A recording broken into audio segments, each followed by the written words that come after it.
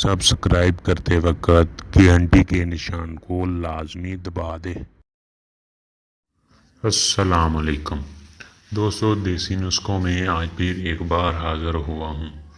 आज टाइमिंग का एक लाजवाब नुस्खा लेके आया हूँ। ये नुस्खा नहीं बल्कि बहुत ही पावरफुल नुस्खा है। ये नुस्खा सिर्फ 3 चीज़ों पर मुश्तमिल है और इंतहाई सस्ता है। दोस्तों, नुस्खे तो मैं भी महंगे महंगे बता सकता हूँ, पर सही नुस्खा वही है जिससे आपको फ़ायदा हो और कम पैसों में आपको फ़ायदा उतना दे जितना आप चाहते हैं।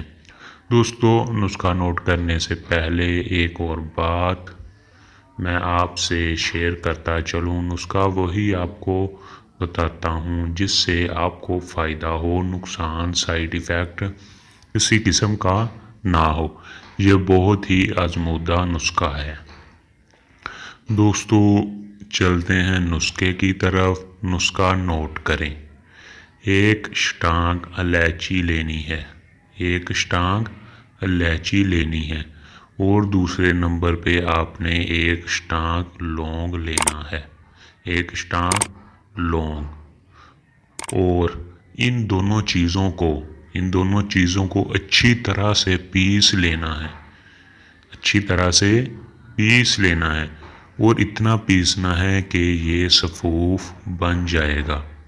और तीसरे नंबर पे आपने हस्बे मामूल शहद ले लेना है। कोशिश करें छोटा शहद मिल जाए, बड़ा शहद भी मिल जाए तो कोई फ़र्क नहीं है इससे।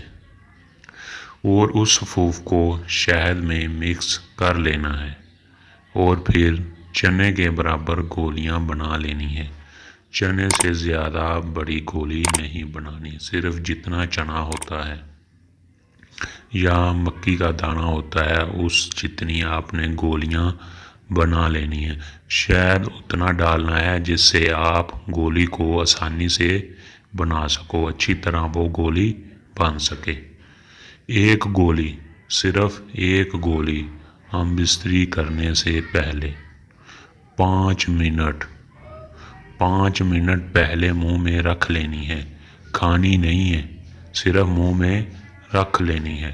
जितनी देर गोली आपके मुंह में रहेगी आप फारग होने का नाम नहीं लेंगे।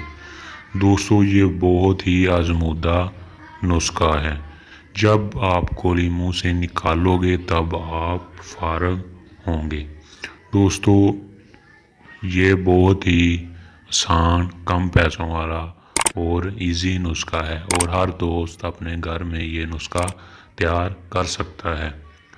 दोस्तों, अगर वीडियो पसंद आई हो तो मेरे चैनल को सब्सक्राइब करें, बेल आइकन को दबा दें और एक छोटा सा कमेंट, अच्छा सा कमेंट अपने जैसा, और साथ ही वीडियो को लाइक भी कर देना।